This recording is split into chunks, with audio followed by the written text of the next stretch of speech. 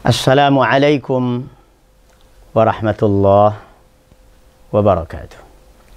Alhamdulillahi hamdan katsira wassalatu wassalamu ala rasulil murtada wal habibil mustafa wa ala alihi wa sahbihi wa man ihtada. Amma ba'd. Kali ini kita memasuki bab al-hidayah. Dalam bab ini Syekhul Islam Muhammad Ibn Abdul Wahhab rahimahullah tidak mencantumkan judul. Tapi saya meyakini bahwa ini judulnya adalah tentang hidayah. Nampak dari ayat-ayat dan hadis yang dihadirkan dalam bab ini sebagai dalil. Tujuan daripada penetapan dalil-dalil tersebut atas bab ini adalah untuk menunjukkan kepada kita bahwa sebagaimana syafaat itu hanya dalam kendali Allah, maka begitu pula hidayah. Tidak ada yang bisa memberi hidayah kecuali Allah. Bedanya, syafaat itu lebih tertuju kepada urusan nanti kita di akhirat. Adapun hidayah terkait dengan perilaku kita, keberadaan kita di dunia ini. Maka dengan dibahasnya syafaat dan hidayah, bahwa dua-duanya adalah hanya milik Allah Azza wa Jalla, meyakinkan kepada kita bahwasanya kita ini tanpa diberi petunjuk hidayah oleh Allah Azza wa Jalla bukan siapa-siapa, bukan apa-apa. Dan nasib kita di akhirat tanpa bantuan Allah, tidak ada yang bisa sukses, tidak ada yang bisa selamat. Maka kita semua seyogianya dalam kehidupan dunia betul-betul mendekatkan diri kepada Allah Azza wa Jalla agar mendapatkan hidayahnya.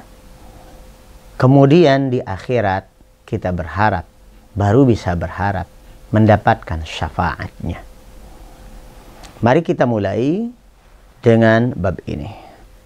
Qala Syekhul Islam Muhammad Ibn Abdul Wahhab rahimahullah, babun atau babu qaulillahi ta'ala. Allah Ta'ala berfirman, innaka la tahdi man ahbabta walakinna Allah yahdi man yasha wa huwa a'lamu bil muhtadin. Allah Ta'ala berfirman kepada Nabi Muhammad sallallahu alaihi wasallam. Kata Allah, innaka, sesungguhnya engkau wahai Muhammad, la tahdi, tidak berkapasitas untuk memberikan hidayah. Kepada siapa? Man ahbabta, kepada orang yang kau sukai sekalipun, kepada orang yang kau sayangi sekalipun. Dalam hal ini, kasus utamanya terkait dengan ayat ini adalah paman beliau, yaitu Abu Talib. Menjelang wafatnya, Abu Talib sudah diajak ke dalam tauhid oleh Nabi alaihi salatu wassalam. Nabi mengatakan, ya ammi qul la ilaha illallah kalimatun uhajju laka biha indallah. Wahai pamanku sayang, tolong ucapkan la ilaha illallah, nyatakan la ilaha illallah.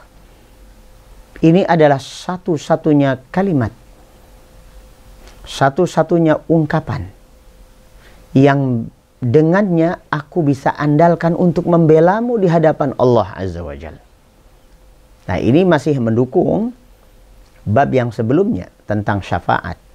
Nabi Muhammad SAW sangat menginginkan, sangat sayang, sangat suka kepada pamannya. Dan dengan rasa sayangnya beliau sangat ingin nanti di akhirat bisa memberi syafaat kepada pamannya. meskipun pamannya seumur hidup musyrik.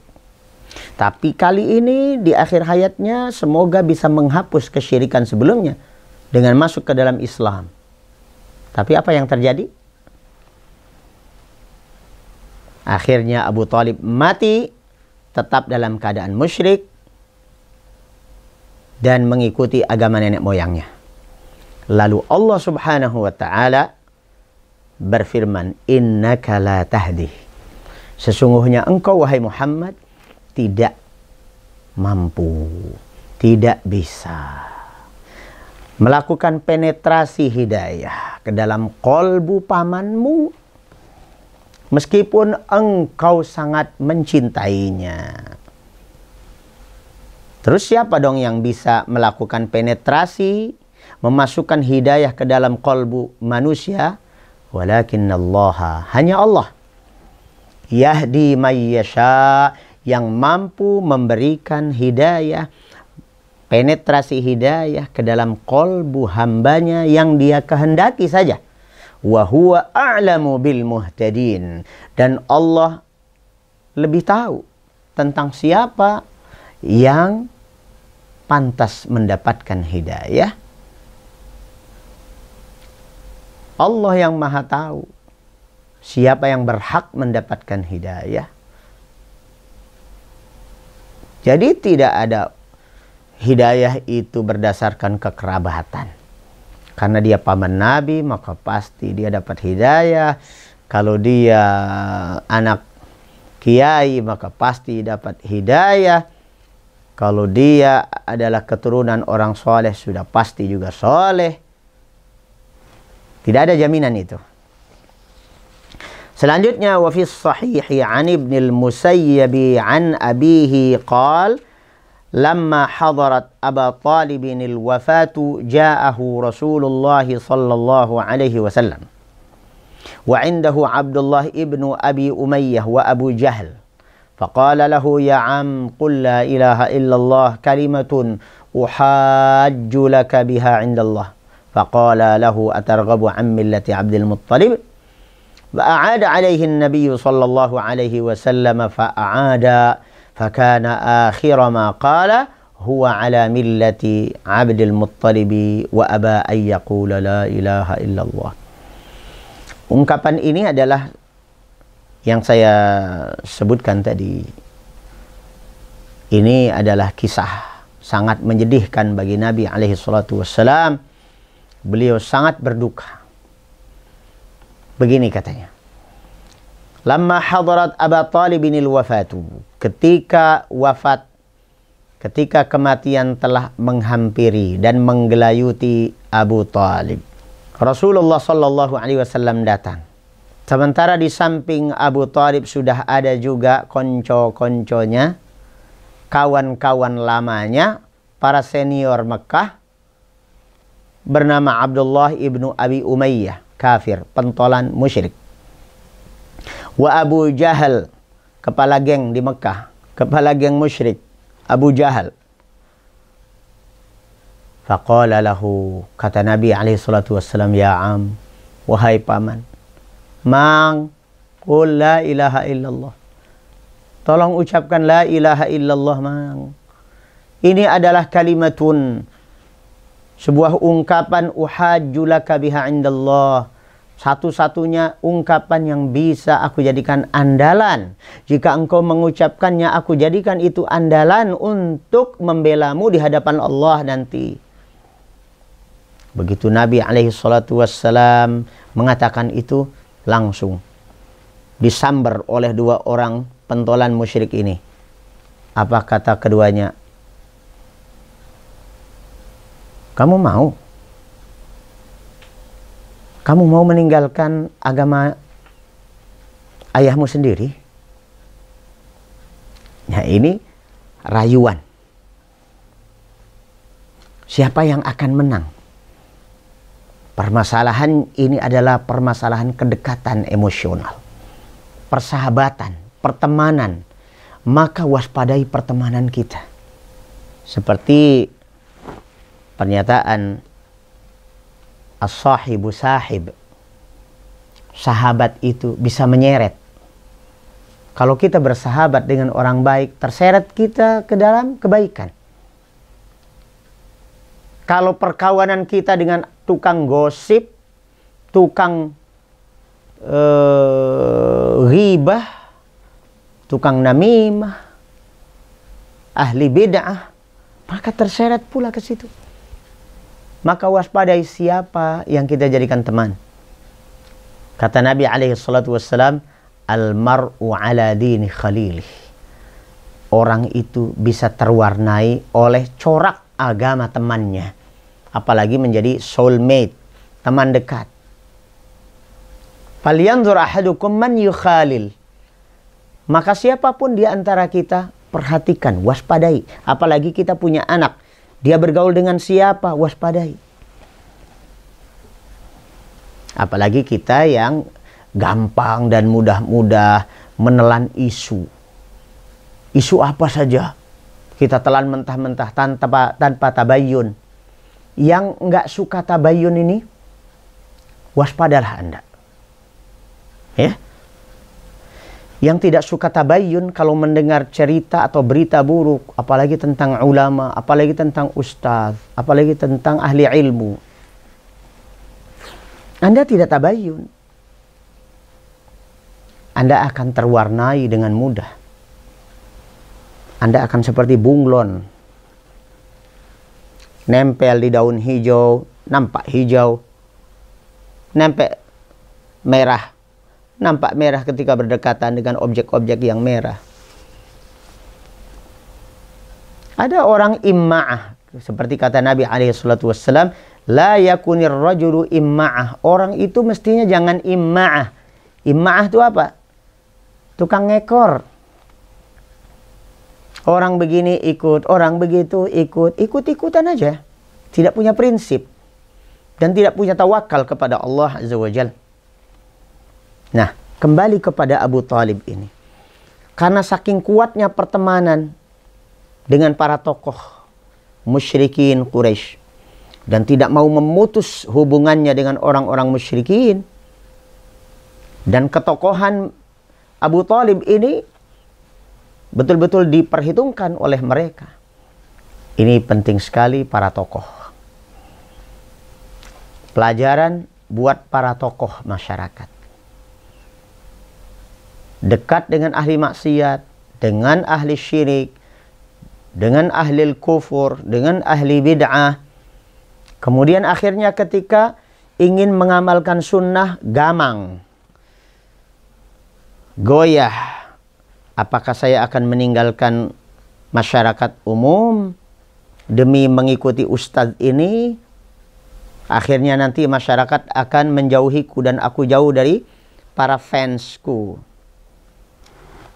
Ini buah simalakama buat orang-orang yang sudah menjadi public figure. Seperti Abu Talib ini public figure di masanya. Akhirnya sangat berefek negatif pada masa akhir hayatnya. Begitu Nabi SAW mengulang lagi, Mang, tolong Mang ucapkan la ilaha illallah Mang. Tolong Mang ucapkan la ilaha illallah. Ini adalah satu-satunya ungkapan yang bisa aku jadikan andalan untuk membelamu di hadapan Allah. Datang lagi itu Abu Jahal dan Abdullah ibnu Abi Umayyah. Jangan Abu Talib. Ente nyerah sama ponakanmu sendiri. Lu cemen. Gitu. Akhirnya Pak, bimbang sana sini, timbang sana, timbang sini. Timbang sana, timbang sini. Bingung. Ujung-ujungnya sudah waktunya deadline wafat. Belum juga mau mengucapkan la ilaha illallah. Ini adalah sababun nuzul daripada ayat yang tadi. Qul la ilaha illallah kalimatun uhajju laka biha indallah. Ini kalimat yang betul-betul harus kita ingat selalu. Dan kalimat ini menjadi sababun nuzul. Cerita ini menjadi sababun nuzul bagi turunnya ayat yang dijadikan dalil di sini, innaka la tahdi man ahbabta walakinna Allah yahdi man yasha. Wa anzalallahu fi Abi Talib, innaka la tahdi man ahbabta walakinna Allah yahdi man yasha wa huwa a'lamu bil muhtadin. Maka turun ayat ini. Ikhwati billah, untuk melengkapi pembicaraan tentang hidayah ini, maka kami jelaskan bahwasanya hidayah itu dari kata hada yahdi, artinya, arti asalnya adalah menenangkan. Hudu, tenang. Hadi artinya tenang. Mengapa hidayah itu identik dengan ketenangan? Karena manusia itu selama dia tersesat, maka dia sengsara. Hidupnya tidak tenang. Orang yang tidak punya petunjuk, itu tidak tenang hidupnya. Maka dari itu, kalau dulu guru kita di SD mengatakan rajin pangkal pandai, hemat pangkal kaya. Maka sekarang kita sudah dewasa, harus punya yang lebih dari itu. Lebih dari apa yang diajarkan oleh ibu guru kita dulu di SD. Kalau mengaca pada pembahasan ini, maka ilmu adalah pangkal hidayah. Hidayah adalah pangkal keselamatan dan kebahagiaan. Sebaliknya, bodoh adalah pangkal kesesatan. Kebodohan adalah pangkal kesesatan. Kesesatan pangkal kesengsaraan. Saudaraku, hidayah atau petunjuk itu ada dua level. Level yang pertama yang disebut dengan hidayatul ilmi wal bayan. Hidayah berupa ilmu dan penjelasan. Pada level yang pertama ini, sebenarnya kita bisa saling memberikan hidayah. Saya sedang mengajar, saya sedang membacakan kitab dan menjelaskannya. Ini saya memberikan hidayah. Saya sedang memberikan petunjuk. Saya sedang memberi penjelasan. Maka hidayah level pertama bisa didapatkan dengan berbagai macam media. Ada YouTube, bahkan kita bisa dapatkan di koran, bisa kita dapatkan dari majalah, dari buku-buku para ulama, kaset-kaset ceramah para ulama. Bisa. Dengan menghadiri majelis kajian ilmu, dengan bertanya kepada para ulama, kita bisa dapatkan hidayah al-ilmi wal bayan. Hidayatul ilmi wal bayan ini hidayah level pertama. Bisa diberikan antar kita. Outputnya apa? Kalau orang mendapatkan hidayatul ilmi wal bayan, jadi pintar. Berwawasan luas. Kalau kita sekolah formal, mulai dari SD, SMP, SMA, kita dapat S3 minor. SD, SMP, SMA. 12 tahun. Kalau kemudian naik lagi, jenjang perguruan tinggi, dapat S1. Dapat S2. Dapat S3. Jadi doktor. Berikutnya profesor. Maka seorang profesor, doktor, kiai haji, MA, ini menggambarkan bahwa dia telah mendapatkan hidayatul ilmi wal bayan. Tapi outputnya adalah cuma pintar. Ini orang pintar. Banyak ilmunya. Nah, orang yang pintar belum tentu benar. Tapi untuk benar harus pintar. Apa maksudnya? Tingkatan benar ini apabila dia sudah dapatkan hidayah yang kedua. Hidayah level kedua ini namanya hidayatut taufiq. Bukan dibalik ya, taufik hidayat. Nah, kalau taufik hidayat itu nama ini apa namanya, pemain bulu tangkis, itu taufik hidayat. Yang benar adalah hidayatut taufiq. Hidayah berupa taufik. Apa itu taufik? Taufik adalah rasa pas, kecocokan hati kita dengan kebenaran, sehingga hati kita menerima dan kita siap melaksanakan kebenaran itu, maka baru jadi orang benar.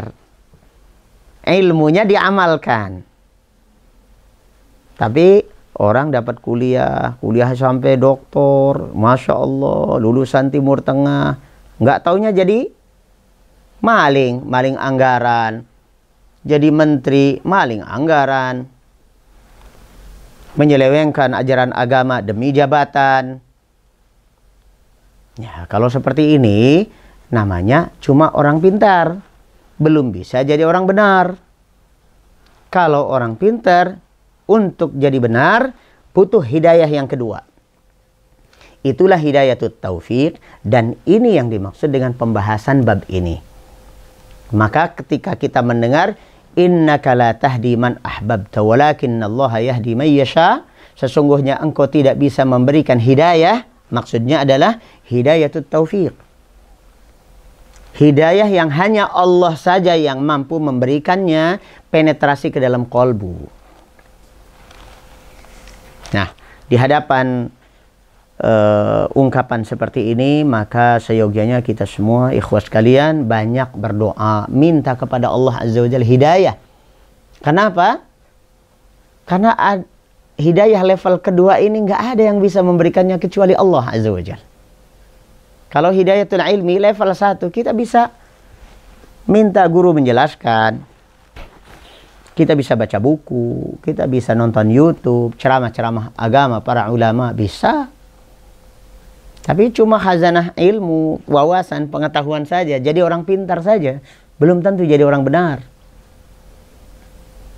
Maka kita selalu minta kepada Allah Azza wa Jal, ihdinas siratal mustaqim. Allahumma tsabbit qulubana ala dinik. Allahumma ya muqallibal qulub, wahai zat yang maha mampu membolak-balikkan hati, tsabbit qulubana ala dinik. Tetapkanlah hati kami di atas ketaatan kepadamu. Semoga Allah Subhanahu wa taala menganugerahkan hidayatul ilmi wal bayan sekaligus hidayatut taufiq kepada kita semua. Semoga Allah Azza wa Jalla jadikan kita orang-orang yang muhtadin, setelah mendapatkan ilmu maka mengamalkannya. Sallallahu ala nabiyyina Muhammad wa alihi wa sahbihi wa sallam. Wa akhiru da'wana anil hamdulillahi rabbil alamin. Wassalamualaikum warahmatullahi wabarakatuh.